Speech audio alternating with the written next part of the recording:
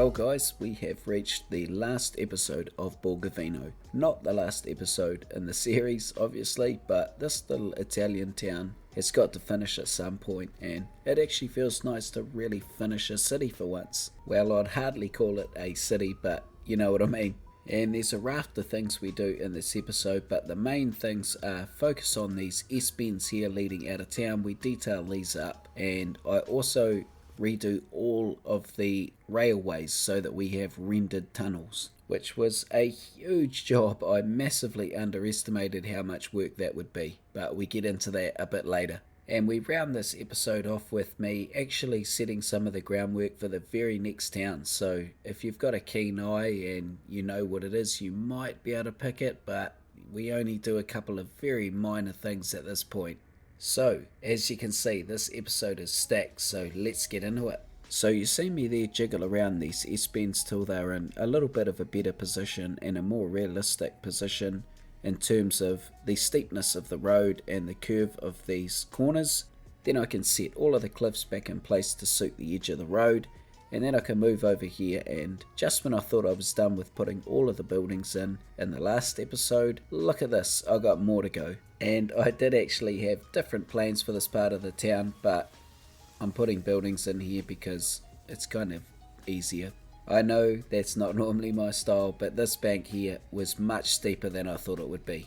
And my initial plan of having a public walkway up here leading up to the bottom of the winery vineyards, it just wasn't going to work. The rest of the outside of this road is a really nice old stone retaining wall, and just looks like the end of the terraces here running into a random old building. Then I can flip around and start detailing the other side of the road, and this part here is being detailed off Manarola. And when we look at this area, these S-bends here in real life, we can see there's lots of car parks around this area, and even though I'm not going exactly like these car parks might be in real life, but they are the inspiration, and that's what I'm doing here. So citizens that have driven to Borgovino can park up here and then just meander into town on foot. So I use some terra networks here to pull the ground down nice and flat in the inside part here where we want the car park, and then it's about using some nice stone retaining walls around the road.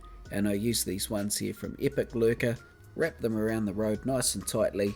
And there's also this little bit that I want to introduce where it looks like the beginning of the stream that we've put through the rest of the town. It looks like it comes in here under the road in real life, which actually makes for a really interesting end of the car park. I can't say I've seen anything like this anywhere else. So I thought, why not? Let's chuck that in as well. So to put that in, I used another terra network, made a lower piece of terrain, put a little black door in that looks like it's feeding the water underneath the road, and then I just put sort of prop water in here with a few different props around the edge to make it look like the edge of the stream, and maybe it just sort of goes under the car park here and tunnels into the next section that we made in the last episode. So for the next little while you'll just see me place in various props to get this car park ready. Now it was at about this point of the build here that I kind of just sat back and objectively looked at things here and thought, my god, look at this road coming down here and the way this car park's situated in this little stream, and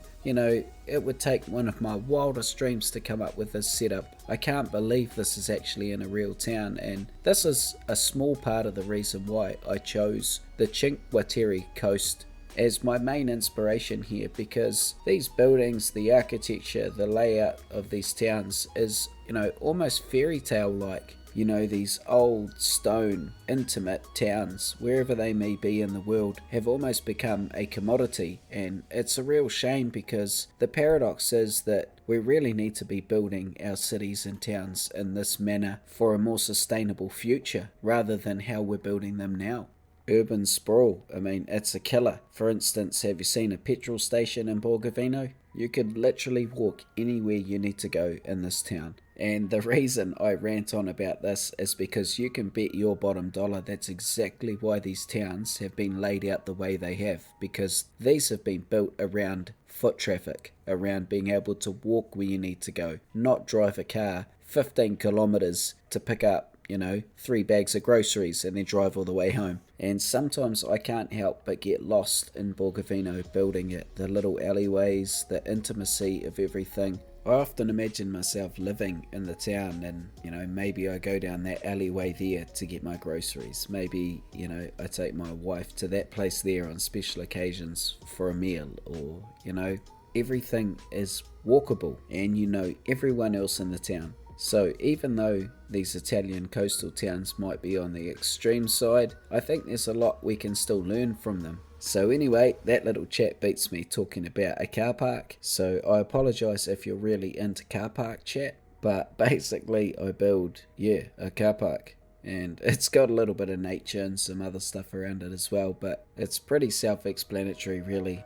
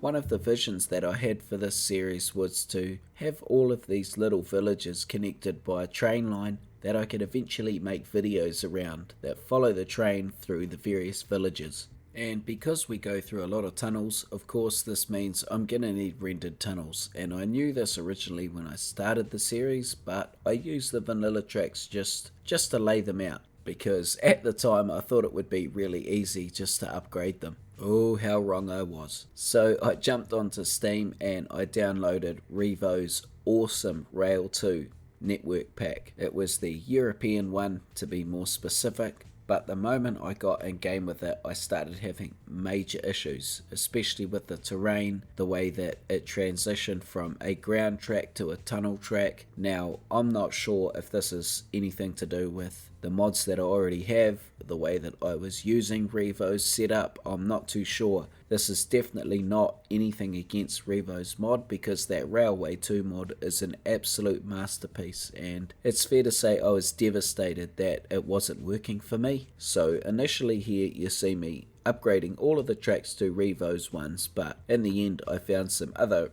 rendered tunnels, rendered tracks, and I just changed to them. Now, the other big issue that I had was a lot of these rocks that I'd used for cliffs were sticking through the ground and through the rendered tunnels, or through the areas where I needed the tunnels to run. And the biggest protagonist of this was this viaduct that I made a few episodes ago. So I had plans on actually taking this out, but I'm going to do it right now. It's a little bit earlier than I had planned for, but as interesting and cool as this was to build, it's never really looked right in the town. It's far too wide, and all of the rocks around it I've placed in to cover the clipping need to come out for this render tunnel to go through. So all of the viaduct comes out and it just gets restored back into a valley with a few rocks and weeds and stuff in the bottom of it, and a few little wee cliffs on the edges.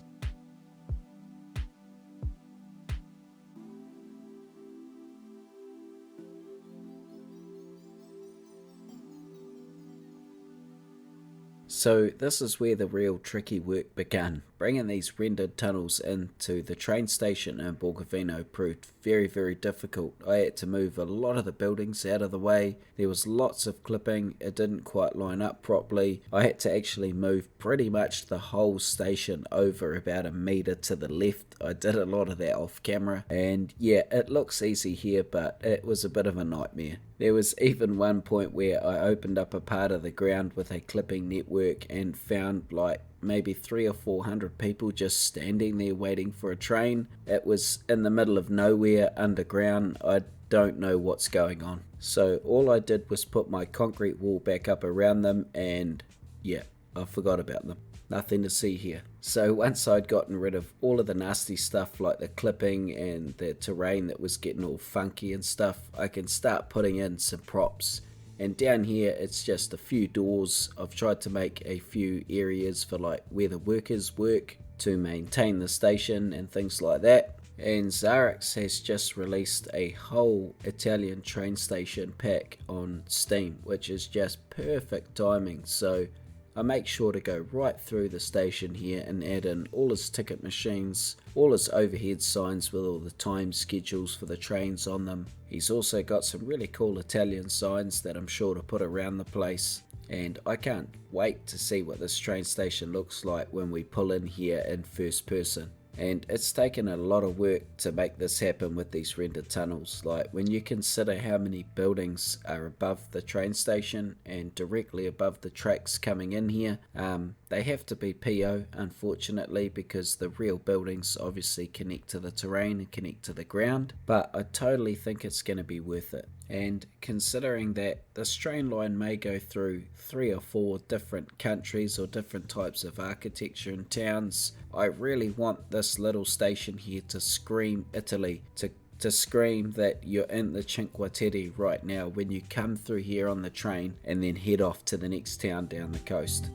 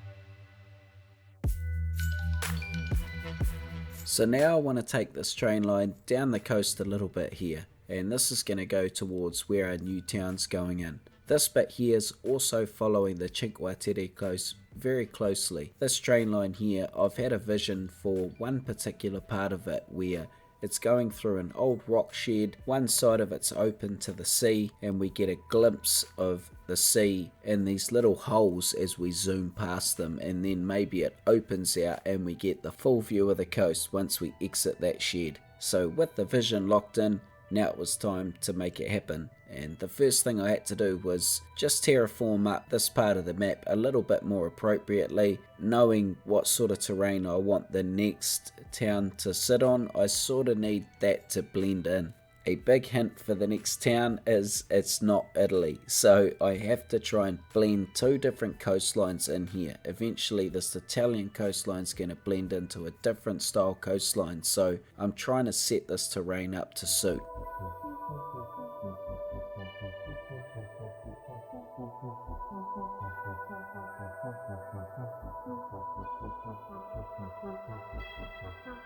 So the terrain's pretty well set up where I want it, the train line's in the right spot. Now we can come in and start detailing. And I start with the rock shed, and I use just various props here, manipulated with PO so that I can create those openings I talked about earlier. Then I just put a few rocks and stuff around the coast to make it look pretty rugged. I also wanted the terrain to look like it was spilling on top of the rock shed. So next I put one of Revo's retaining walls here up the coastline and use some surface networks to make a nice edge to it, and then back towards the track. And then the rest of the area is really just about nature taking over. There's lots of rugged cliffs here and it's pretty untamed.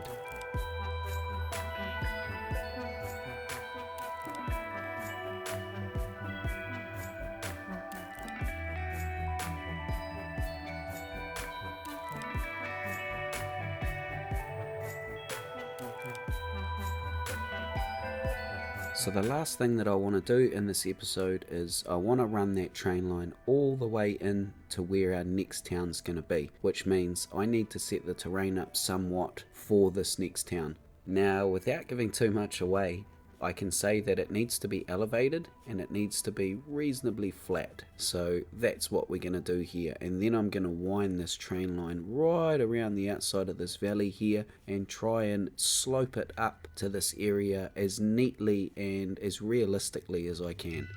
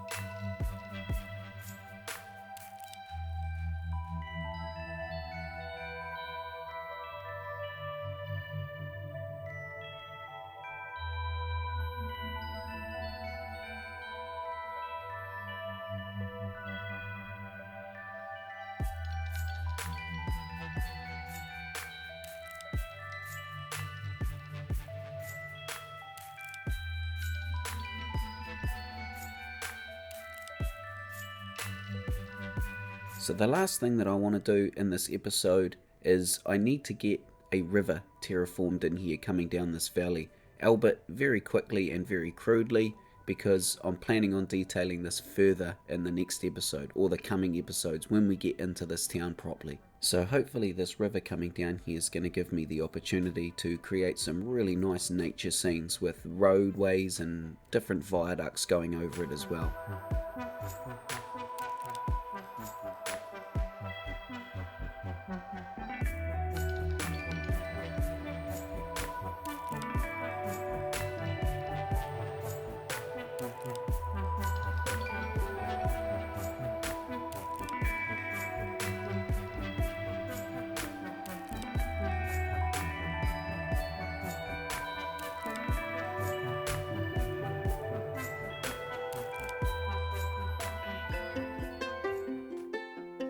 So guys, we have officially completed Borgovino. It is 100% done at this point and I am stoked. It's looking really nice. It's got a very unique look to it, to say the least. So I'll be looking to put out a few videos showcasing the town properly in the coming weeks, and I will be revealing in the next episode where our next town is. So please join me for that, guys. I'm very excited to show you. So as per, guys, hit that thumbs up if you've enjoyed the episode. Hit me up in the comment section for any feedback or ideas you may have for the future. So take care of yourselves, guys, and I will see you hopefully on the next episode of Europe in Detail. See ya.